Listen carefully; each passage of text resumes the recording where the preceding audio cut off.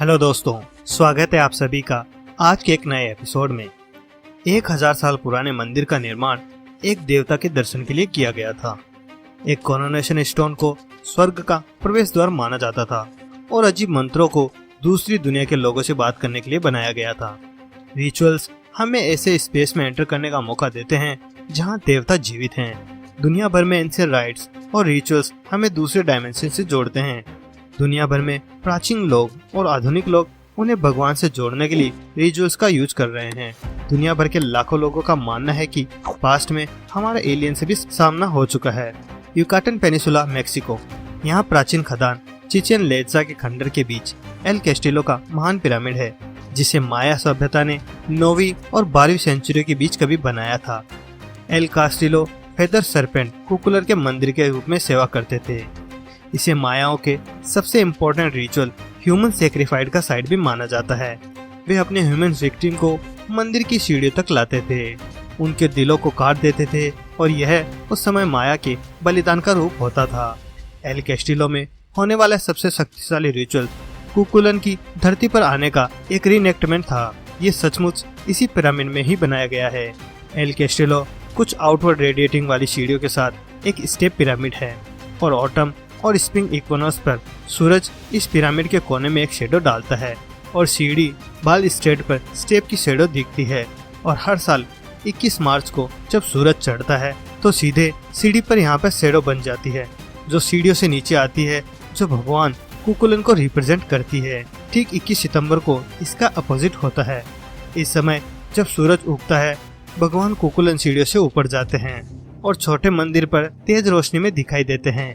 Chichen इत्जा में जो हम देखते हैं वह एक लाइट फिनोमिना है। यह हो सकता है कि न केवल माया उनके एक्स्ट्रा टेरेस्ट्रियल एंसेस्टर का जश्न मना रहे हैं, बल्कि यह प्राचीन एलियंस भी हो सकते हैं जो कभी पृथ्वी पर भी आए थे। दुनिया भर में एंशिएंट लोग और मॉडर्न लोग उन्हें गॉड से कनेक्ट करने के लिए रिचुअल्स का उपयोग कर रहे हैं। फिर भी ये गॉड एंशिएंट एस्ट्रोनॉट भी हो सकते हैं। The Hill of Uisneach, Ireland. हर साल मई के पहले दिन स्थानीय नागरिक 2000 से अधिक साल पहले प्राचीन सेल्ट्स द्वारा किए गए एक त्योहार के समान बेल्टन के सेक्रेट फेस्टिवल को बनाते हैं। आज ही के दिन जब वह बोनफायर जलाते थे और फिर अपने केटल को आग के बीच ले जाते थे, वह यह उन्हें आने वाली स्प्रिंग और समर से बचने के लिए करते थे। और केल्टिक लोगों को सबसे अधिक दिलचस्पी वास्तव में दूसरी दुनिया में ही थी। यह धारणा है कि बेल्टन में वास्तव में शायद दूसरे लोगों से मिलने या दूसरी दुनिया में अपनी दुनिया को देखने का एक बड़ा अवसर मौजूद है। लेकिन बेल्टन फेस्टिवल की आग की रस्म को शुरुआती सेल्स एक एलियन स्पेसक्राफ्ट से देखी गई अजीब लाइट और इग्निशन और फिर से बनाने की कोशिश के रूप में किया गया है।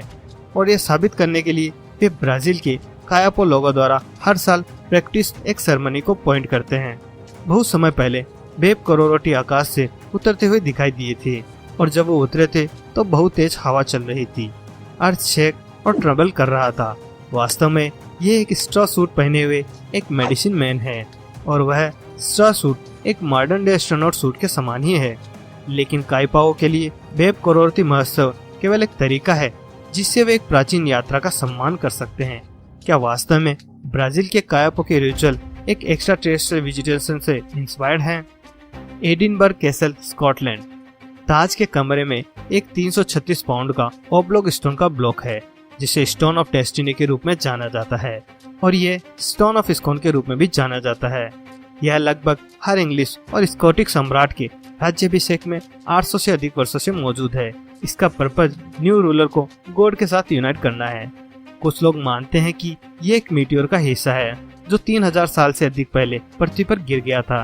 क्या यह प्राचीन पत्थर केवल डिवाइन राइट का सिंबल है या हो सकता है एक समय में इसमें कोई स्ट्रेंज अननोन पावर हुआ करती थी?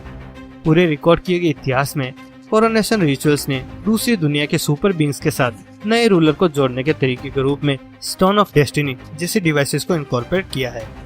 स्टोन ऑफ डेस्टिनी के अलावा एक और रिचुअल सिंबल है जो सबसे ज्यादा कोरोनेशन सेरेमनी में शामिल है और वह है sceptre. Sceptre divinely granted authority का सिंबल है। हिस्टोरियंस के अकॉर्डिंग जो लोग विश्वास करते हैं वो कहते हैं कि ये सिंबल इजिप्शियन आंख से कनेक्टेड है। जब ये आंख एंशिएंट इजिप्ट की बात आती है तो इसको इसी से फैमिलियर पाते हैं। यह ट्रांसफॉर्मेशन, एल्केमी और रिचुअल्स का सिंबल है। और मेरे लिए क्या फैसिनेटिंग है यह है कि कई अवसरों में आँख को भी जेड पिलर के बगल में दिखाया गया है। यदि आप दोनों को जोड़ते हैं तो एंशिएंट इजिप्ट की कुछ कार्वे में कुछ बहुत ही टेक्नोलॉजिकल डिस्क्राइब या डिपिक्टेड है। कुछ हिस्टोरियन का मानना है कि क्राउन का आइडिया हेलो की एक डिवाइन इमेज के साथ ओरिजिनेट हो सकता है। यह हेड पीस ह्यूमन बीइंग का सुवरेन में ट्रांसलेशन, सुवरेन का डिफाइन होना और सुवरेन का एक्स्ट्रा टेरेस्ट्रियल में बन जाना ही सिंबलाइज करता है। The throne, the sceptre and the crown. क्या क्रोनेशन के इस सिंबल को इमेजिनेशन या स्पिरिचुअल विजन से नहीं बल्कि कुछ प्रकार के एलियन इनकाउंटर से इंस्पायर किया जा सकता है? मेक्सिको 1862 तेल की ड्रिलिंग के लिए प्रोस्पेक्टर्स 20 टन से अधिक वजन वाले भारी पत्थर के हेड का पता लगाते हैं। ये एक यूनिक फेस के साथ डिस्कवर हुआ है। ऐसा माना जाता है कि इन विशाल का हेड को एक मिस्टीरियस एंशिएंट कल्चर द्वारा कार्व किया गया है जिसे ओलमेक के नाम से जाना जाता है। लेकिन इससे भी अधिक रहस्यमय बात यह है कि प्रत्येक व्यक्ति किसी प्रकार का हेलमेट पहने हुए दिखाई देता है। क्या ये विशालकाय ओलमेक प्रमुख किसी दूसरे प्लेनेट विजिटर्स के डिपिक्शन हो सकते हैं? लेकिन वास्तव में ये प्राणी क्या थे? क्या वास्तव में वे देवता थे या वे शायद एक्स्ट्रा टेरेस्ट्रियल थे? इतने सारे कल्चर दूसरी दुनिया के लोगों से टेलीपैथी से बात करने का दावा क्यों करती है? क्या नेटिव अमेरिकन द्वारा पहने गए एलोबरेटेड हेड ड्रेसेस और क्राउन एलियन से बात करने के लिए किसी तरह की एंशिएंट टेक्नोलॉजी से लिंक हो सकते हैं? गीजा प्लेट्यू 26 मई 1954। इजिप्ट के आर्कोलॉजिस्ट कमल अल मल्लक को एक लॉन्ग नेरो पिट में उतारा गया जिसे उन्होंने ग्रेट पिरामिड कुफू के साथ साइड में खोजा था। एक टॉर्च और एक मिरर की मदद से उसे एक लार्ज साइज की ओर दिखता है। वह और पृथ्वी के नीचे दफन एक जहाज का हिस्सा है। तो दोस्तों ये था आज का वीडियो। आई होप कि वीडियो आपको पसंद आया होगा। अगर हाँ तो इस वीडियो को लाइक करें, शेयर करें इसे अपने फ्रेंड्स और फैमिलीज के साथ में। अगर आप हमारे चैनल पर पहली बार आए हैं तो चैनल को जरूर सब्सक्राइब करें और साथ ही साथ बेल आइकन को भी दबा दें ताकि आपको मेरे अगले आने वाले वीडियो की नोटिफिकेशन मिल सके। तो चलो यार, आज के लिए बस इतना ही। मिलते हैं अगले वीडियो में कुछ नए मिस्टीरियस फैक्ट्स के साथ। तब तक के लिए बाय।